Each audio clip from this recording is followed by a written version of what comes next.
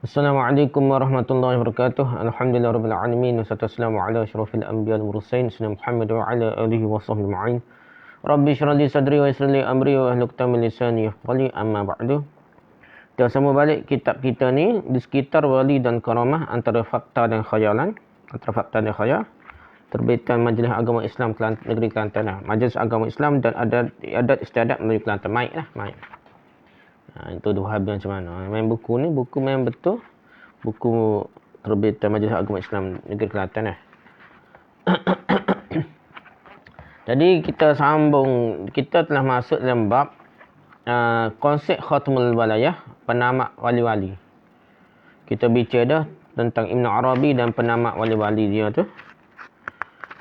Habis dari perbincangan Ibn Arabi, kita pergi pula kepada Muhammad Uthman Al-Mirghani dan penamak wali-wali. Muhammad Uthman Al-Mirghani dan penamak wali-wali berebut. Berebut nak jadi khatmul awliya atau penutup para wali . Khatmul walayah. Di antara yang mendakwa bahawa dirinya penamak wali, khatmul walayah ni, penamak wali-wali ni adalah Syekh Muhammad Uthman Al-Mirghani Al-Sudani yang meninggal dunia pada tahun 1268 Hijrah. Kira dia ni lewat lah, baru lah. Lain tu lama-lama dah. Dia juga mengaku sebagai khatmul walayah ataupun penutup para wali, dia penamak para wali. Beliau telah berkata mengenai dirinya, barang siapa melihatku dan melihat orang yang telah melihatku sehingga 5 orang. 5 orang, 5 lapis nak. Dia tidak akan disentuh api neraka. Tiada kesalahan dalam perkara ini kerana Allah telah mengkhususkan dengan rahmatnya akan siapa yang dia mahu. Rujuk tajuk tafsir halaman 8. Jadi anak murid tengok dia, anak murid kepada anak murid dia, anak murid kepada anak murid dia, anak murid kepada anak murid dia, anak murid kepada anak murid dia lagi dah. Jadi 5 lapis dah. Siapa lihat orang dan sehingga 5 orang dah. Dia akan pergi pada tak sentuh api neraka dah. Ni cara sufi ni nak. Wali-wali kak boleh jamin syurga neraka lah. Kumpulan dia ahli syurga ni, orang lain ni ahli neraka. Ni kerja sufi lah. Yang ni lah sufi yang tarekat-tarekat ni. Syekh Muhammad Uthman Al-Mirghani As-Sudani menamakan dirinya Al-Khatim atau Khatimul Awliya. Penamak wali-wali dah, Khatimul Awliya dah. Dari nama inilah diambil nama tarekatnya Al-Khatimiyah. Tarekat dia panggil Al-Khatimiyah. Penamak segala tarekat-tarekat. Apa yang mendorongnya mengutamakan dirinya ke atas seluruh umat manusia, termasuklah Sayyidina Abu Bakar Siddiq radhiyallahu dan Sayyidina Umar bin Khattab radhiyallahu pun lebih dia lagi. Ialah apa yang disebutkannya semasa mentafsirkan firman Allah Ta'ala. "Man kana maytan fa ahyaynahu wa ja'alna lahu nuran yamshi bihi fin nas." Maksudnya lebih kurang, adakah siapa yang telah mati, lalu kami hidupkannya, dan kami adakan untuknya cahaya, waja'alna lahu nura, yang ia berjalan dengannya di tengah-tengah manusia, yamshi bihi fin nas. Surah An-An'am ayat 102. Dalam tafsirnya, tafsir dia, tajuk tafsir, buat kita tafsir lah. Mengenai ayat ini, Syekh Muhammad Uthman Al-Mirghani, Tok Guru dah, berkata, apabila tiba mentafsirkan ayat ini, aku bermimpi pada malam itu. Rasulullah SAW berada di tengah-tengah himpunan para rasul yang mulia dan berkata kepadaku, para nabi itu dari nurku. Lalu terbanglah darinya setitik cahaya terus mencipta Nabi Ismail Az-Zabih. Jadi disembelih kan? Rasulullah SAW bersabda kepadaku, demikianlah mereka diciptakan daripada nurku, nur Nabi itulah, dan para wali dari nur penamak wali-wali. Kemudian aku melihatnya pada malam itu, di sebelah kanannya Jibril dan sebelah kirinya Mikail. Di sebelah depannya Abu Bakar Siddiq dan di sebelah belakangnya Ali.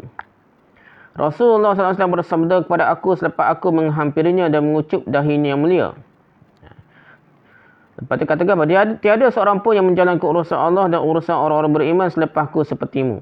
Juruh. Kata kerja Tuhan.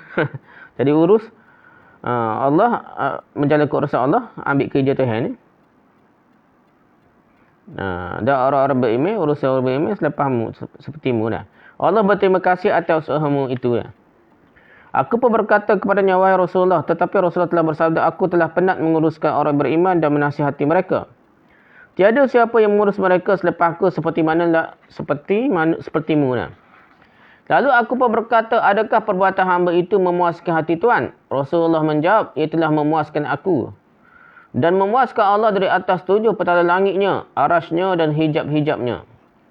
Kemudian Rasulullah memanggil malaikat Ridwan dan bersabda, wahai Ridwan, bangunkanlah taman-taman dan tempat-tempat tinggal untuk anakku Muhammad Uthman, anak-anaknya, sahabat-sahabatnya, pengikut-pengikutnya dan pengikut-pengikut para pengikutnya hinggalah hari kiamat. Kemudian Rasulullah menyeru, wahai malaikat Malik. Lalu malaikat Malik pun datang. Dan Rasulullah bersabda kepadanya, bangunkanlah di dalam api neraka tempat-tempat untuk musuh-musuh Syekh Muhammad Uthman sehingga ke hari kiamat. Nabi ikut mimpi ni tak? Tajuk tafasir hana nama surah 37. Kalau mengaji betul, tahu Nabi sendiri pun tidak ada kuasa apa, minta apa. Ia hanya boleh minta dengan Allah SWT dah. Beri syafaat tu minta dengan Allah. Bukannya beli arahan teguh dah. Ni cerita-cerita dalam sufi, banyaklah tarekat-tarekat sufi dah. Ternyata seluruh dakwah yang di atas mengandungi unsur-unsur kufur dan unsur-unsur syirik. Unsur kekufuran dan unsur syirik. Nak ganti kerja Tuhan dah. Nabi pun ambil kerja Tuhan. Dan Syekh Uthman ni, Muhammad Uthman Al-Mirghani ni juga ambil kerja Tuhan dah. Dia tak ada kerja lain, dia beramal untuk sampai satu tahap dia boleh ambil kerja Tuhan. Ternyata Nabi-Nabi tidak diciptakan dari Nur Muhammad, Nur Rasulullah SAW. Bahkan Nabi Baginda SAW sendiri adalah manusia biasa seperti manusia-manusia yang lain juga. Allah Ta'ala telah berfirman, a'udzubillahi minasyaitonir rajim. Qul innama ana basyarum mislukum yuha ilayya annama ilahukum ilahu wahid. فمن كان يرجو لقاء ربه فليعمل عملا صالحا ولا يشرك بعبادة ربه أحدا. Maksudnya lebih kurang, katakanlah wahai Muhammad, sesungguhnya aku ialah manusia seperti kamu juga. Diwahyukan kepada aku. Habazan diwahyukan kepada aku, pada Nabi lah. Sesungguhnya Tuhan kamu ialah Tuhan yang Esa. Itu poin dia. Dakwah Nabi ni bukan nak jadi keramat, nak jadi hebat, mukjizat pelik-pelik dah. Mukjizat tak ada, tapi matlamat utama tauhid, mengesakan Allah. Maka barang siapa yang mengharap menemui Tuhannya, maka lakukanlah amalan yang soleh. Poin dia, bukan bersatu Tuhan. Buat amalan, belajar ilmu, sampai tahap berasa bersatu Tuhan. Gabung Tuhan, bukan. Matlamat kita ialah amalan yang soleh. Dan berjumpa dengan Tuhan dalam keadaan amal soleh. Dan janganlah yang mensyirikkan ibadah kepada Tuhannya dengan siapa pun. Jangan syirik. Poin dia. Bukan jangan nak bersatu Tuhan. Sampai satu tahap, fana lah, hancur diri. Bersatu dengan Tuhan, dia serupa dengan falsafah Yunani lah. Falsafah Yunani kalau kita tengok, Neoplatonisme tu, kalau belajar yoga lah, belajar motivasi cara barat ni, banyak juga dia suruh macam yoga, tenang jiwa dia supaya bersatu dengan alam, bersatu dengan Tuhan lah. Begitu juga konsep tasawuf yang sebenarnya terpengaruh juga daripada unsur-unsur falsafah Yunani, falsafah Greek, yang mana mereka ni juga ada unsur-unsur khayal, punya khayal Tuhan tak nampak, jadi alam tu semuanya Tuhan dah, wahdatul wujud lah kan. Itulah cerita dia. Rasulullah SAW bukan makhluk daripada nur seperti mana yang mereka dakwakan. Bahkan barang siapa yang mendakwa sedemikian bererti telah menjadikan Rasulullah SAW sebahagian dari Allah. Nur Muhammad ni konsep dia limpahan daripada zat Allah lah, limpahan. Dia panggil limpahan, faidah, apa istilah bahasa Arab, ia maksudnya melimpah daripada zat Allah SWT, Tuhan jugalah Nur Muhammad ni. Konsep ni pasal dia konsep daripada falsafah, dia punya fikir-fikir, jadi orang Islam ni terjemuh daripada bahasa Yunani, Greek dulu, terus kepada bahasa Arab. Jadi ramai yang baca tu campur dengan ngoyak, khoya-khoya sikit dah. Amalan tertentu menyebabkan mereka terpengaruh dengan unsur-unsur falsafah ni, sehingga jadilah unsur Nur Muhammad. Itu pun memang istilah-istilah melimpah ke apa semua tu, hukum akal dan macam-macam, semua tu adalah unsur daripada falsafah. Kalau cerita putih ada tu, dia makin dadah siapa otak yang meningkat. Bijak punya bijak lah sekali, jadi bersatu dengan alam. Boleh pergi masa depan, masa akan datang, macam-macam dah. Kerana pengaruh semua tu ambil daripada falsafah dulu. Okay, perbuatan ini adalah satu kekufuran yang nyata sebagaimana firman Allah SWT mengenai kaum musyrikin. A'udzubillahi minasyaitonirrajim. Wa ja'alu lahu min 'ibadihi juz'an innal insana kafurun mubin. Maksudnya lebih kurang dan mereka telah adakan baginya Allah sebahagian dari hamba-hambanya. Bagi Allah tu sebahagian dari hamba-hamba jadi Tuhan lah. Untuk wali apa dah. Sungguhnya manusia itu adalah sangat kufur yang begitu nyata dah. Surah Zukhruf ayat 15. Kufur nyata lah. Sebabnya angkat makhluk-makhluk Allah bersatu dengan Allah, ataupun angkat darjat tu serupa dengan Allah, ataupun ganti kerja-kerja Allah SWT dah. Dia terus ambil kerja Allah, malaikat tu walaupun dia urus ada rezeki lah apa dah. Tapi semua tu dengan arahan Allah SWT, dia menjalankan tu pun dengan kuasa Allah dia boleh buat kerja dah. Tidak semua semata-mata atas kehendak malaikat. Malaikat tak boleh buat keputusan sendiri dah. Tiba-tiba wali-wali ni boleh ambil kerja Allah SWT, boleh buat keputusan dah. Jadi benda-benda tu telah mengangkat Tok-Tok Wali dan angkat Nabi Muhammad dan Tok Wali sebagai Tuhan-Tuhan selain Allah SWT. Kekufuran nyata. Barang siapa mengatakan Rasulullah SAW dijadikan daripada nur Allah, maka ia adalah kafir. Kafir terus lah. Kalau kata gitu tak. Secara umum gitulah, tapi orang kata gitu kita kena bawa berdebat berbahas dulu dah. Pihak-pihak berwajib. Tapi kita boleh kata ucapan tu ucapan kafir yang nyata. Orang tu tunggu dulu.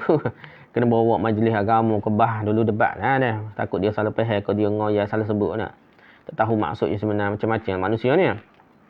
Juga barang siapa yang mengatakan baginda sallallahu alaihi wasallam dicipta daripada nur arasy Allah, maka ia adalah kafir juga. Kerana ia telah memperkatakan sesuatu mengenai Allah SWT yang Allah tidak sebutkan dalam firman-firmannya. Kafir juga. Dan mengatakan sesuatu mengenai diri Rasulullah SAW akan apa yang tidak pernah disabdakan oleh Rasulullah. Adapun hadis mengenai diri Rasulullah SAW yang menunjukkan Jabir telah bertanya kepada Rasulullah, apakah yang pertama diciptakan oleh Allah? Lalu Rasulullah menjawab, nabimu, wahai Jabir, adalah sebuah hadis yang palsu. Kamu boleh cipta ni Nur Muhammad ataupun Nabi, adalah hadis palsu lah. Menurut kata sepakat para imam-imam hadis seluruhnya, sepakat ulama hadis, tak kira sufi pun, kalau dia betul ahli hadis, dia akan kata hadisnya palsu. Ianya adalah suatu pendustaan yang bertentangan dengan hadis Rasulullah SAW yang sah, yang diriwayatkan dari Ibn Umar radhiyallahu anhu yang menyebutkan bahawa yang pertama diciptakan oleh Allah SWT ialah qalam. Itu adalah hadis-hadis sahih. Kita sebut Nur Muhammad, kalau Nabi Muhammad kalau ada. Tak sebut yang sahih ni qalam.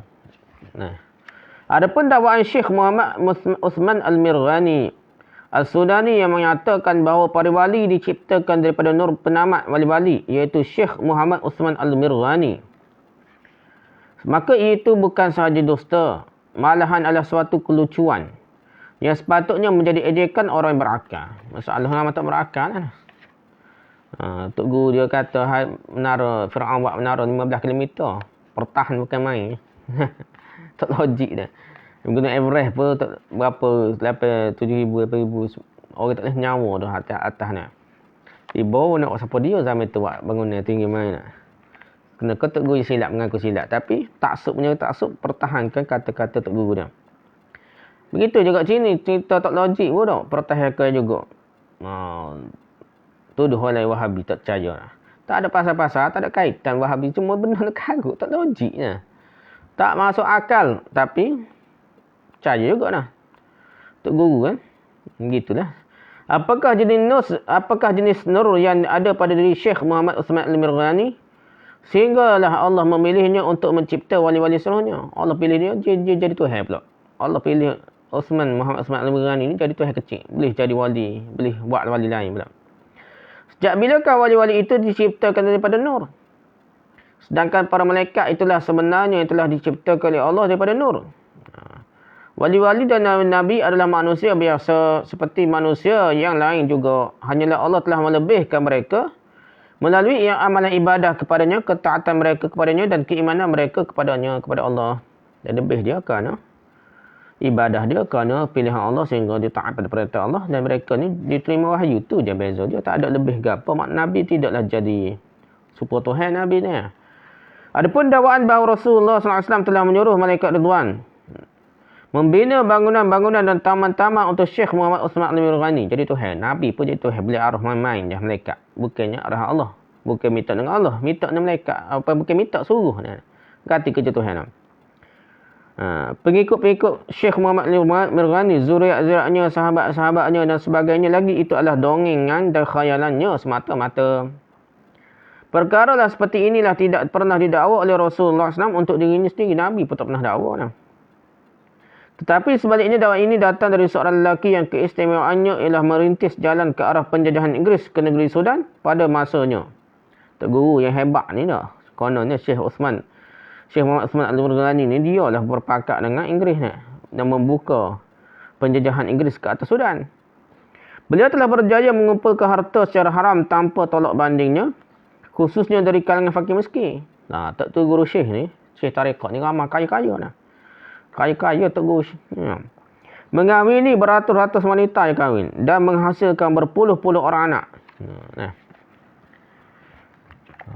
Mengenai dakwaan bahawa Rasulullah SAW telah menyuruh malaikat Malik penjaga api neraka supaya menyediakan tempat-tempat untuk musuh-musuh Syekh Muhammad Osman Al-Mirghani sehinggalah ke hari kiamat itu, maka Rasulullah SAW sendiri tidak pernah menyuruh malaikat Allah bagi kepentingan dirinya. Tak boleh nak suruh-suruh. Mungkin itu kerja Allah ni. Nabi tak boleh suruh. Maka Allah Ta'ala telah berfirman kepada Nabi-Nya, Laisa laka minal amri syai'. Maksudnya lebih kurang, tiada bagimu sesuatu dari urusan mereka. Surah Al-Imran ayat 108. Nabi nak tentu tak boleh doa kuat-kuat untuk orang kafir pun.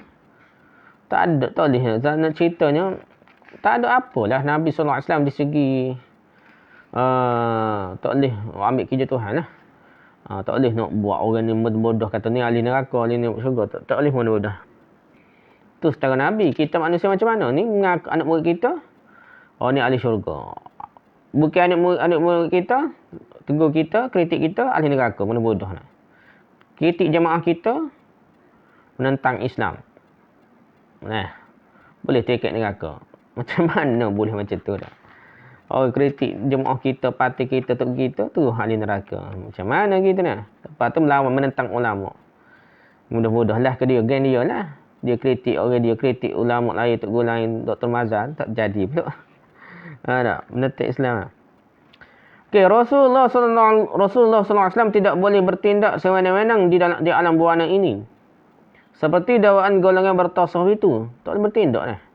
Rasulullah SAW ialah seorang hamba sahaja yang cukup sempurna ubudiyahnya terhadap Allah SWT. Itu je Nabi. Baginda SAW hanya bertindak mengikut apa yang dia perintahkan oleh Allah kepadanya semata-mata. Bukanlah dia mudah-mudah perintah. Dia ikut perintah Allah. Baginda SAW lebih besar dan lebih agung untuk mendatangi seseorang lelaki dalam mimpinya dengan memberikan syurga mengikut sesuka baginda SAW sahaja kepada lelaki itu serta zuriatnya dan para pengikut-pengikutnya dan memberikan pula neraka pada musuh-musuh lelaki tersebut. Pelik lah. Nampak canggung, nampak pelik dah. Lebih besar dan lebih agung. Nabi tak pernah habis lah. Nabi mudah nak suruh orang dalam mimpi. Seterusnya, di manakah letaknya Allah apabila makhluknya boleh bertindak dengan sewenang-wenangnya dalam kerajaan di alam buana tanpa merujuk kepada Allah yang mempunyai kerajaan tersebut dan selaku khaliknya. Jadi seolah Nabi ni jadi ambil kerja Tuhan. Boleh tentu mudah-mudah ni ahli syurga, ahli neraka. Ada sepotong hadis Rasulullah SAW yang antara lain bererti, barang siapa mengatakan ia bermimpi sesuatu mengenai kiamat, tetapi bukan demikian, matanya telah melihat apa yang tidak dilihatnya. Andainya ia benar-benar bermimpi demikian, maka sungguhnya itu pasti dari angkara syaitan. Ini ialah kerana selepas kewafatannya, Rasulullah SAW tidak meninggalkan sesuatu yang bertentangan dengan syariat yang disampaikannya semasa hayatnya. Kalau mimpi kiamat ni, mana? Mimpi kiamat Imam Mahdi lah ni. Dekat-dekat kiamat kau ni dah. Kalau mimpi kiamat pun, tu pun angkara syaitan. Kita tengok, bukan kiamat lah sebenarnya. Tu pun angkara syaitan. Jangan mudah-mudah percaya Nabi mimpi. Kalau berita baik, sekadar berita baik lah. Boleh lah. Tapi kalau mimpi siapa kena oyak, benda-benda gaib, benda-benda akan datang tu, banyak kena syaitan lah. Mengaku Nabi ya. Padahal ni bukan Nabi. Habislah tu Syekh Muhammad Osman Al-Mirghani. Mula-mula kita kata Ibn Arabi. Mengaku wali, penutup para wali.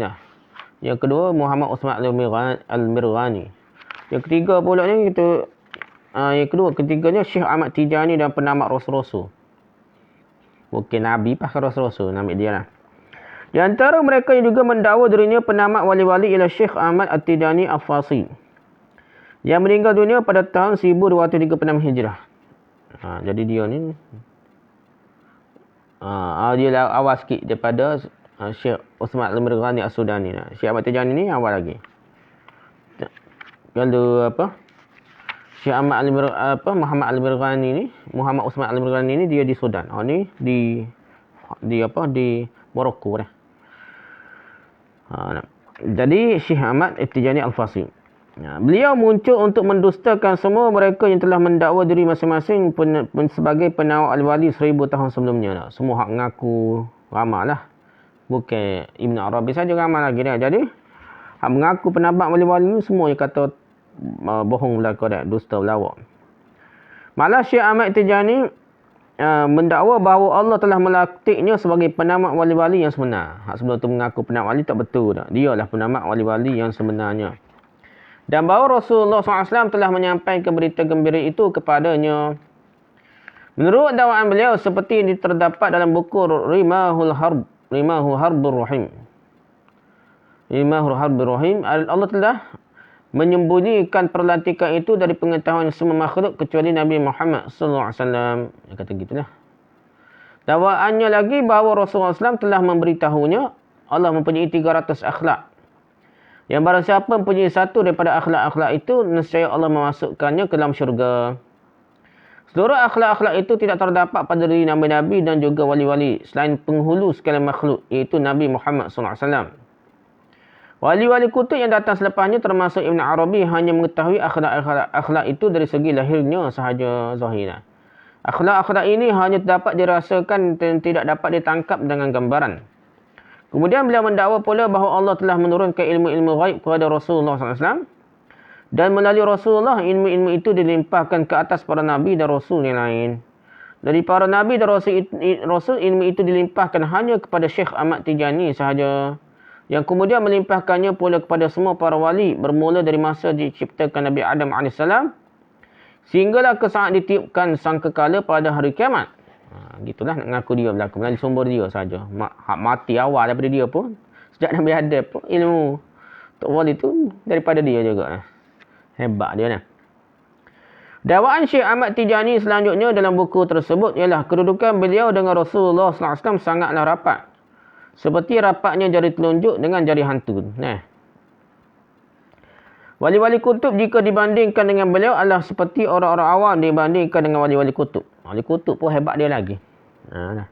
Andainya Syekh Abdul Qadir Jalani mengatakan sebelah tapak kakiku berada di tengkuk setiap para wali Allah. Ini cerita dia.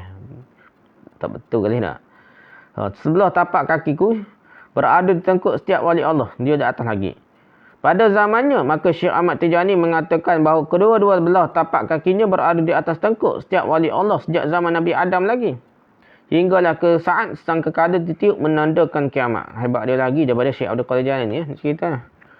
Di sini ternyata bahawa setengah golongan bertasawuf itu tidak malu-malu mendakwa mereka boleh memijak wali-wali Allah yang lain dan menyanjung diri sendiri, angkat diri sendiri dengan setinggi-tinggi sanjungan. Ujublah.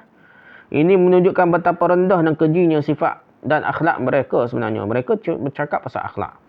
Tapi mudah-mudah bersangka buruk, menuduh orang Wahabi mudah-mudah. Akhlaknya kata huduh nak. Jadi cakap tasawuf ni. Kadang-kadang kata bodoh, mudah-mudah kat orang ni. Tetapi kejahilan, kefasadan, fasad nak, dan keburukan sikap dan tingkah laku kaum muslimin sendiri telah menjadi pendusta-pendusta seperti itu sebagai tuan-tuan emas mereka. Jadi hak jahatnya masyarakat ni.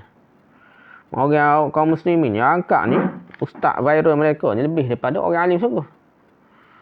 Ustaz TikTok ke, ustaz viral mereka tidak alim mana pun, tapi mereka tak mengaji, bukan setara tu hebat benar dah. Lepas tu jatuh orang yang lebih alim tu, dia katakan dikatakan jahil dan macam-macam. Ini masalah masyarakat. Bahkan orang-orang tokoh tariqah ni dia angkat terlampau tinggi dia. Pendusta-pendusta seperti itu dia angkat sebagai tinggi dia. Tuan emas mereka, orang masyarakat ni. Pemimpin-pemimpin mereka dan wasilah mereka untuk sampai kepada Allah. Jadi nak apa-apa melalui tok guru mereka ni. Mereka sanggup menyerahkan tengkuk mereka, harta benda mereka dan akal fikiran mereka kepada kongkongan pendusta-pendusta itu. Dan tidak lain kecuali pemimpin mereka menuju ke arah kesesatan dan menyimpang dari kebenaran. Itu lah kerja Tok Guru dia. Buat selawat. Reket. Lepas tu beri fadilat. Benda fadilat ni mana boleh tentu kecuali Allah. Rasul pun dengan wahyu. Wahyu daripada Allah juga. Nabi je kalau boleh pun. Orang lain mana tahu. Tapi mereka anggap mereka ni dapat ilmu direct daripada Allah. Tak perlukan Nabi. Selawat rekaan pun ada fadilat tertentu. Zikir rekaan pun ada fadilat tertentu. Melebihi daripada zikir-zikir yang diajar kat oleh Nabi. Ini penyakit tariqat lah. Habis itu dah. 7 hadarat. 7 hadarat. Menurut Syekh Ahmad At-Tijani. Menurut Syekh Ahmad At-Tijani. Bahawa Syekh Abdul Qadir Jalani telah membahagikan wali-wali itu kepada 7 martabat. Dan setiap satunya dinamakan hadarat. Hadarat ni istilah dia lah. Syekh Ahmad Tijani berkongsi telaga ilmu dengan para Nabi di hadarat ketiga. Kongsi dengan Nabi lah. Tetapi bila mendapat bekalan secara langsung dari Nabi Muhammad SAW tanpa perantaraan. Bekalan telaga air daripada Nabi direct. Beliau juga tuan punya hadarat yang keempat. Di sini beliau memperoleh segala ilmu yang melimpah dari zat Nabi-Nabi sebagai tambahan kepada ilmu yang telah diperolehinya tanpa perantaraan daripada hakikat Muhammadiyah. Para pengikutnya yang berpegang pada tarikat Tijaniyah berada di hadarat kelima. Pada tahap ini, Syekh Ahmad Tijani dengan bangganya menyatakan bahawa para wali yang agung akan menangis kerana Allah tidak mengurniakan pada mereka kedudukan istimewa seperti yang dikurniakan pada pengikut-pengikut tarikatnya itu. Beliau menegaskan juga bahawa tarikatnya itulah yang lebih dimuliakan oleh Allah daripada tarikat-tarikat yang lain di dunia dan di akhirat. Pahak ke akhirat pun mulia tarikat dia. Barang siapa yang meninggalkan wirid tarikat-tarikat yang lain kerana mahu menganggoti tarikat Tijaniyah, nescaya ia tidak akan takut sesuatu menimpanya. Sama ada dari Allah dan Rasulnya atau dari syekh tarikatnya asal. Sama ada yang masih hidup ataupun sudah mati. Tak usah takut. Jumpa tarikat ni kadang main zihir ni. Orang gilpat lain jadi kena ganggu ya. Tapi tarikat yang kata ayah takut. Kononnya gitulah. Dia berebut juga ni. Untuk ajar zikir masing-masing amalan yang direka cipta oleh Tok Guru mereka masing-masing. Selawat yang direka cipta oleh Tok Guru ni. Selawat Tijani lah nak. Selawat apa panggil dia.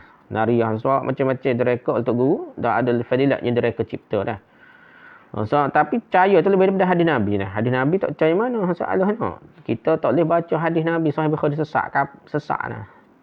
Dia dah belajar Tok Guru, dia tak tahu punca mana. Tak apa pula ni penyakit tarikat, penyakit sufi, penyakit taksub masyarakat pada Tok Guru ni. Tetapi barang siapa yang telah menganggotai tarikatnya, kemudian menarik diri dan bergabung pula dengan tarikat yang lain, maka ia akan ditimpa bencana dunia dan akhirat dan akan kecewa selama-lamanya. Gugutan dia lah. Zikir dia, amal dia, tarikat dia tinggal bahaya. Zikir Nabi, apa Nabi ajar tak tinggal, tak cacar apa ni lah. Rujuk Al-Hadiyah halaman 36. Di sebalik dakwaan yang berunsur kufur dan pertentangan jelas dengan ajaran-ajaran Islam ini, namun Syekh Ahmad Tijani masih tetap mendakwa bahawa amalan-amalan tarikatnya adalah berdasarkan Al-Quran dan Sunnah. Masalah yang dia sebut ikut Al-Quran dan Sunnah ni penyakit. Aswajar juga. Padanya ahli bid'ah salah maka ahli sunnah. Tapi begitulah dia mengaku dia ahli sunnah wal jamaah. Dan dia ikut Al-Quran dan Sunnah. Padahal ajar tujuannya tidak lain ialah untuk meliru. Tak ada kerja lain untuk kalangan umat Islam inilah yang telah menyebabkan tarikat-tarikat tasawuf yang menyimpang dari kebenaran itu boleh tersebar dengan berleluasa di dunia Islam. Kena belajar lah. Baca lah. Ni belajar baca buku belajar syaitan. Siapa dia? Kita tahu. Pokok ni lah ada cerita. Pokok tasawuf belajar untuk guru dia. Tak ada dalil. Tak ada ikut Al-Quran hadis. Tak apalah. Belajar untuk guru. Tak belajar syaitan. Walaupun untuk guru dia baca syaitan je. Untuk ajar zikir pelik-pelik. Tinggal zikir sunnah ni. Ni penyakit masyarakat lah. Penyakit masyarakat kita yang mudah percaya benda-benda karut. Tapi yang sahih pada Nabi tuduh macam-macam. Orang bagi dalil hujah gapo daripada kitab Sahih Bukhari, Sahih Muslim ni. Perbincangan ulama dalam kitab-kitab besar. Dia kata orang ni memecah belah masyarakat pula. Tok Guru je tak beri dalil pun dah. Tok Guru sebut cerita pelik-pelik, cerita mimpi-mimpi. percaya dah lebih daripada percaya Al-Quran dan hadis dah. Orang tolak apa kafir dah. Ni penyakit masyarakat kita dah. Okey, Dewan Perhimpunan Wali-wali ni macam apa panggil? Dewa-dewa dia dalam kalangan ni ya. Jadi wali-wali ni nak urus alam, ganti kerja Tuhan. Tuhan yang bawa kerja mengganti kerja Tuhan. Okay, Dewan Perhimpunan Wali-wali bagi melengkapkan cengkaman kebatinan. Batin masuk hati dia. Dia berunsur kekufuran ke atas umat Islam golongan bertasawuf. Melalui khayalan syaitaniahnya yang merosak telah mencipta sebuah Dewan Perhimpunan para wali dia. Dewan Perhimpunan Wali yang dianggotai wali-wali kutub, wali-wali watat dan wali-wali yang lain yang bersidang di Gua Hira. Dan juga di tempat-tempat yang lain yang tertentu bagi membuat keputusan-keputusan mengenai pengurusan hal ehwal alam sejagat. Ambil kerja Tuhan. Alam sejagat ni bukan Allah dah. Allah sab. Alibaba kan dah. Allah sab kepada tok-tok wali dah. Ambil kerja Tuhan. Ni penyakit tasawuf. Berebut nak jadi Tuhan. Nak ganti Nabi satu perkara dah. Lepas nak jadi Nabi tak puas hati lagi. Hawa nafsu tok-tok wali, tok-tok guru ni. Nak naik peringkat jadi ambil kerja Allah SWT pula. Di dalam bukunya Al-Ibris, Syekh Ahmad bin Barak Al-Siljamari Al-Maghribi. Ini pun terkenal lah. Buku tasawuf Al-Ibris. Syekh Ahmad bin Al-Mubarak Al-Siljamari Al-Maghribi telah menghuraikan dengan panjang lebar mengenai dewan ini, Dewan Perhimpunan para wali ini dalam satu khayalan yang tiada tolak bandingnya dan dengan mentaliti yang mempunyai kebolehan luar biasa untuk berbohong dan berdusta. Hebat. Hebat berbohong dan berdusta. Napuk bijak dia berdusta dia. Terkeruk dah berbohong dia. Sudah sememangnya golongan bertasawuf itu sering menyaluti khurafat-khurafat, unsur-unsur kekufuran dan kesyirikan dalam bertasawuf mereka dengan simbol-simbol, rahsia-rahsia, alasan-alasan berputar belik dan pengumuman yang palsu. Kononnya mereka berpegang pada Al-Quran dan Sunnah. Ni sebut pegang Al-Quran dan Sunnah. Ijma' qiyah macam depa ni dasar Al-Quran dan Sunnah. Kakak kalau ni naik pakat dulu dah. Lebih orang lama kena apa? Tak boleh mencen nak. Orang hak baru masuk terus boleh jatuh tetap. Ni hak dasar-dasar Islam ni. Masalah gitu dah nak. Dengan tujuan supaya orang ramai mempercayai dakwaan-dakwaan mereka. Sebut pegang ahli sunnah wal jamaah ni. Aswajar lah tak. Ikut Al-Quran sunnah. Tetapi cerita je pelik-pelik dah. Boleh minta nak pokok. Boleh minta Nabi Isa dah. Orang Kristian dengan orang Islam ni serupa dah. Jadi pluralisme ni. Pokok ni. Mempercayai dakwaan-dakwaan dusta. Mereka serta menyangka mereka telah memperoleh ilmu baru dan berfaedah-faedah yang besar. Boleh apa? Ijazah. Nak boleh ijazah kono. Ijazah ni baca hadis palsu. Rekod amal yang baru. Beri ijazah. Ni hebatnya ilmu dia. Lagi bohong, lagi pelik-pelik zikir. Lagi orang angkat itu guru dia. Di antara contoh-contoh rahsia dan khurafat yang didakwa telah dicapai oleh golongan bertasawuf ialah Dewan Perhimpunan Wali ini. Tu rahsia dan khurafat. Yang hebat dia lah. Yang ramai percaya dah. Menurut Syekh Ahmad bin Barak, beliau telah mendengar gurunya Syekh Abdul Aziz Ad-Dabbagh. Syekh Ahmad bin Barak didengar daripada Syekh Abdul Aziz Ad-Dabbagh berkata bahawa dewan berkenaan berada di Gua Hira, tempat Rasulullah SAW berkhalwat sebelum dilantik sebagai Nabi dan Rasul. Kalau kita baca buku apa Ustaz Ahmad Ikram tu, banyak ni duk gua, duk guna mana, duk gua mana orang-orang ajaran sesat dan Kristian, maksudnya mazhab baru. Jadi buat agama baru dia. Kristian ni banyak jenis duduk tapa mana-mana dah, pelik-pelik dah. Di dalam dewan wali-wali itu, wali Al-Ghaus duduk di luar Gua Hira, wali tempat minta hajat ni. Dengan belakang bahunya sebelah kanan menghala ke Mekah dan lutut kirinya menghala ke Madinah. 4 orang wali kutub lagi berada di sebelah kanannya dan mereka semua bermazhab Maliki. Mazhab Maliki wali kutub. 3 orang wali kutub berada di sebelah kirinya. Tiap seorangnya berpegang pada satu daripada 3 mazhab yang lainnya. Jadi 3 orang wali kutub lagi tu barulah mazhab Syafi'i, Hambali, Hanafi. Wali 4 orang tu, wali kutub tu semua mazhab Maliki. 3 orang lagi tu macam-macam mazhab. Di depannya ialah qadi Dewan Perhimpunan yang pada masa itu bermazhab Maliki dari suku Bani Khalid yang menghuni Basrah. Setiap nama tempat lagi ada ni. Namanya Sayyidi Muhammad bin Abdul Qarim Al-Basrawi. Itu qadinya. Di belakang qadi dewan ada 6 baris wali-wali. Dewan tersebut juga dianggoti kaum wanita yang berada dalam 3 baris.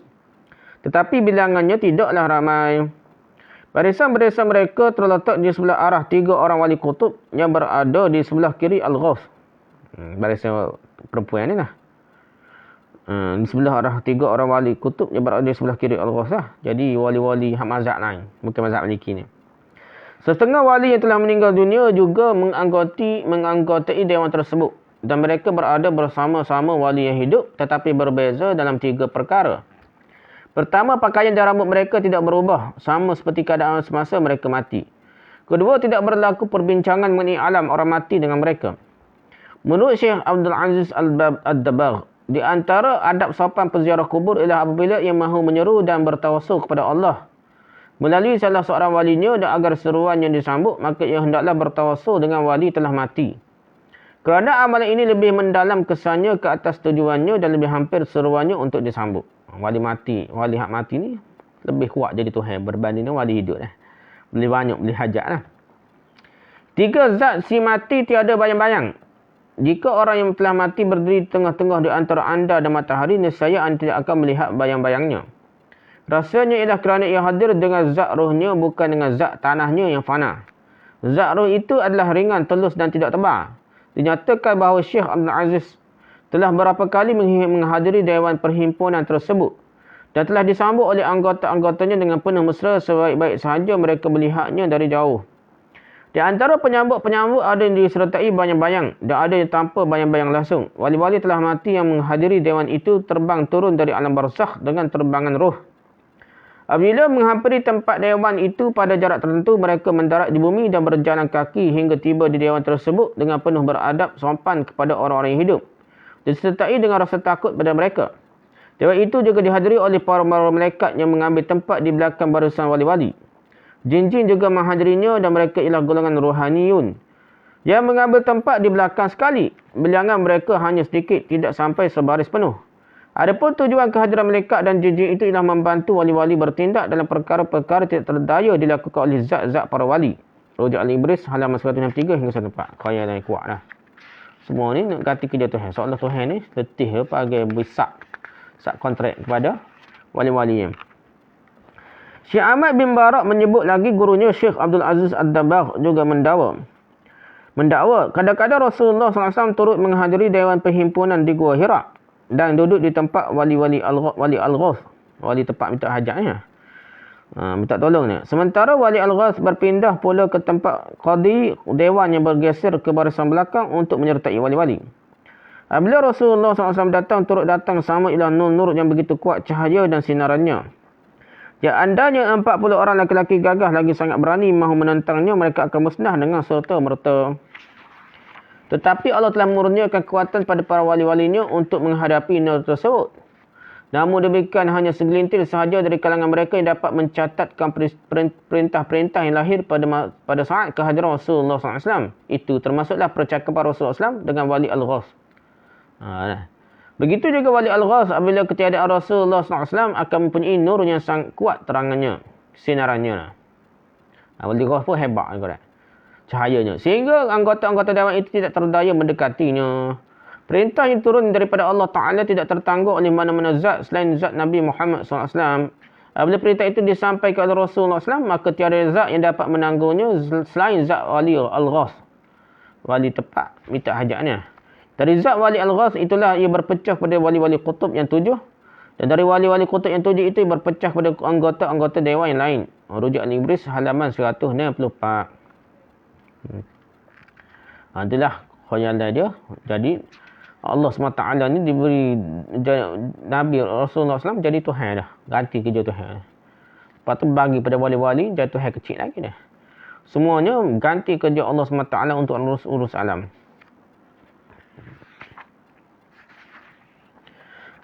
Masa dewan bersidang, Syekh Ahmad bin Mubarak meneruskan cerita khayalan gurunya Syekh Abdul Aziz Ad-Dabbagh dengan menyebutkan bahawa dewan perhimpunan wali itu bersidang pada saat yang sama dengan saat kelahiran Rasulullah SAW ke dunia, iaitulah pada sepertiga terakhir malam, ketika mana doa-doa adalah mustajab.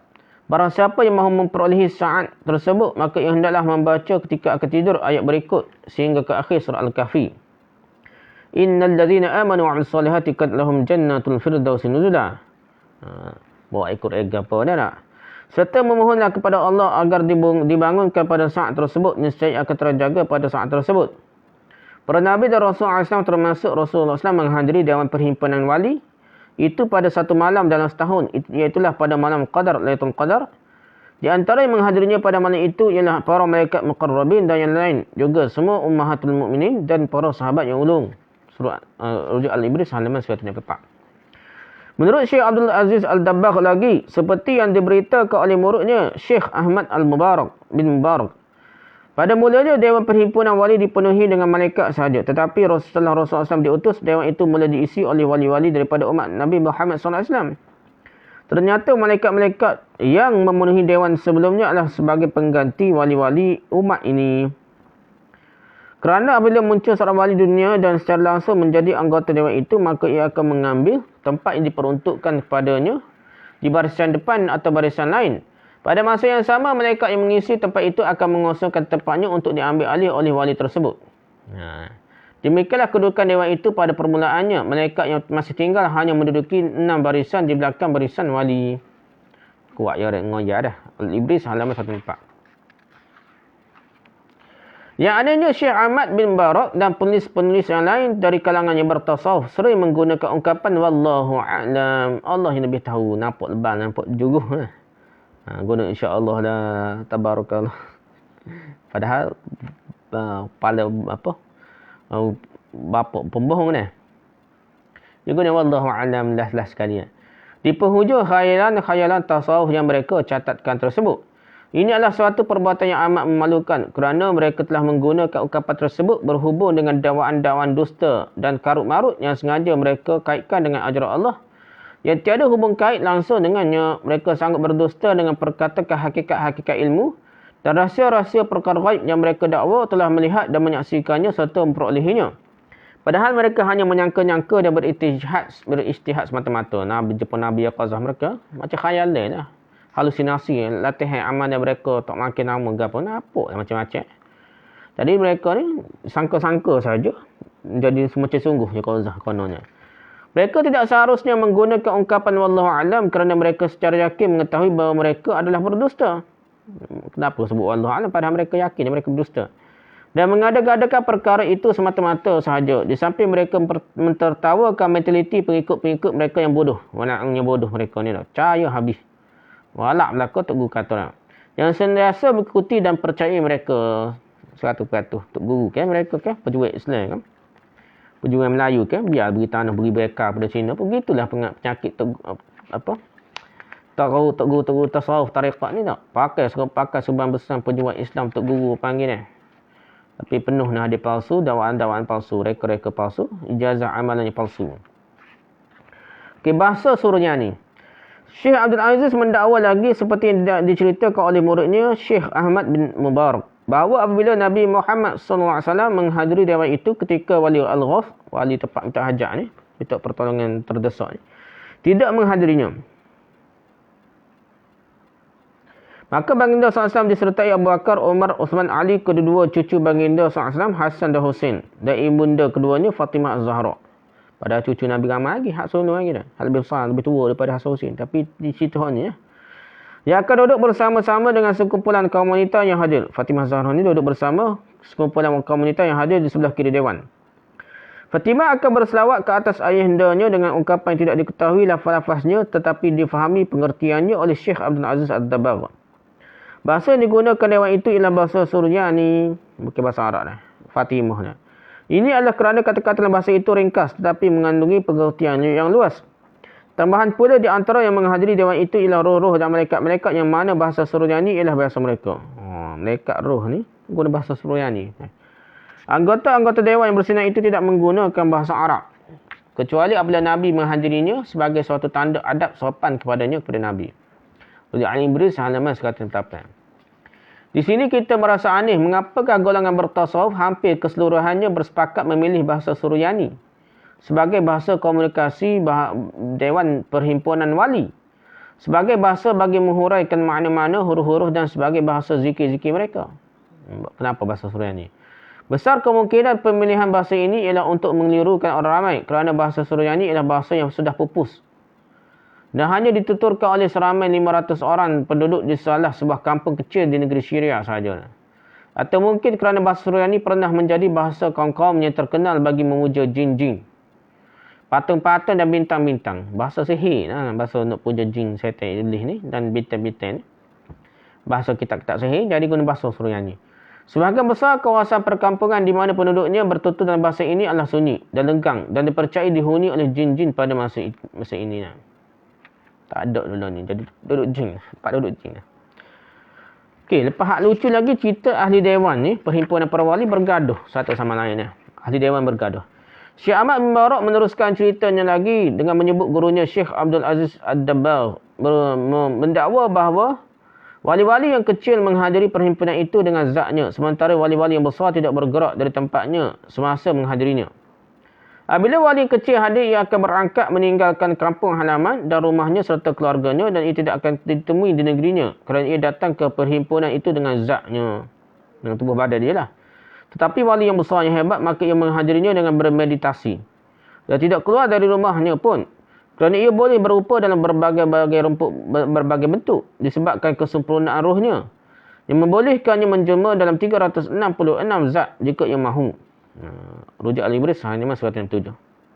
Macam jin, syaitan, iblis, macam hatu lah. Tok wali dia.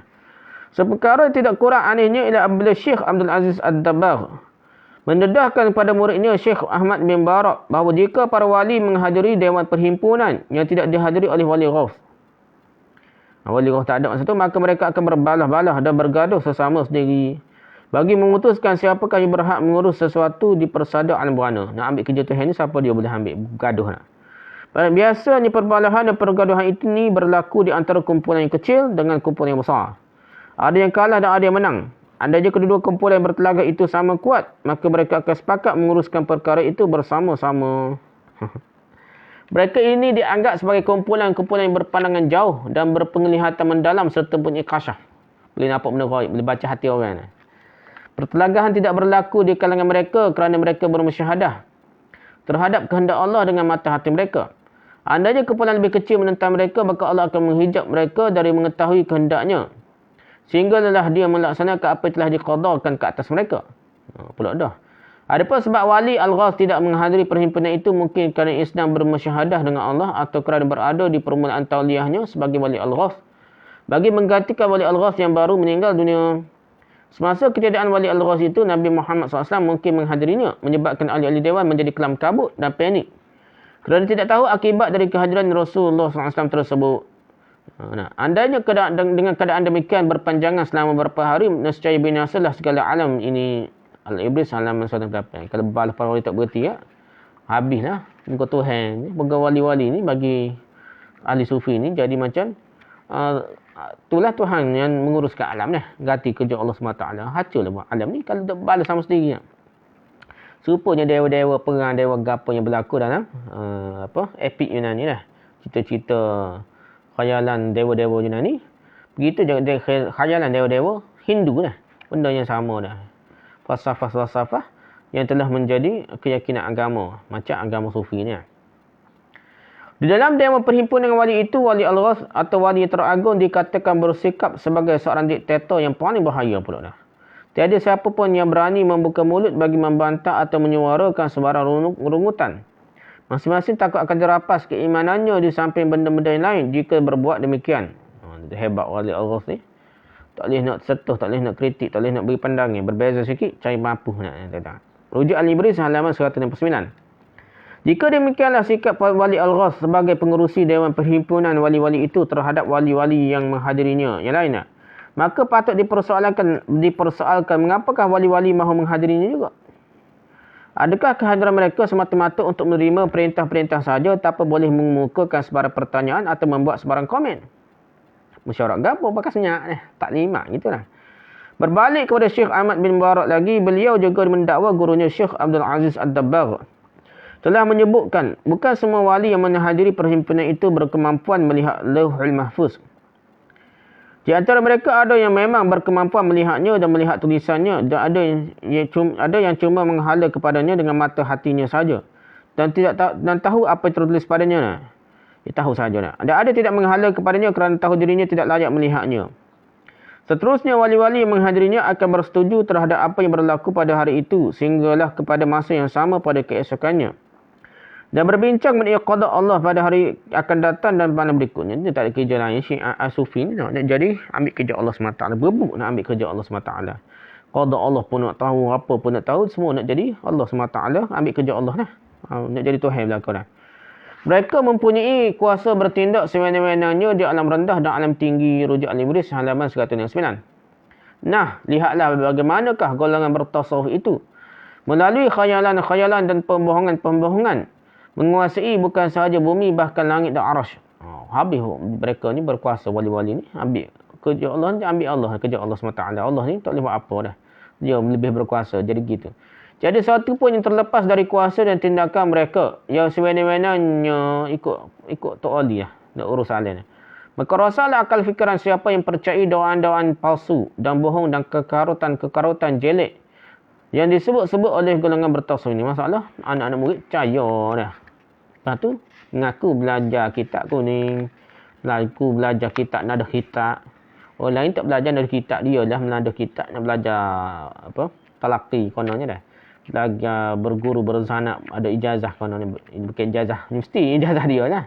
Ijazah amal dia. Padahal mengarut-marut. Okay, habislah perbincangan tentang wali penamat Khatamul Walajah ataupun Khatimul Awliya dalam bab ketiga ini. Kita sambung lepas ni wali dan karamah dalam tarekat tasawuf, perbincangan lain pula bab tu bab yang keempat. Wallahu a'lam. Subhanakallahumma hamdika subhanakallahumma hamdika subhanakallahumma hamdika asyhadu an la ilaha illa anta astaghfiruka wa atubu ilaik. Assalamualaikum warahmatullahi wabarakatuh.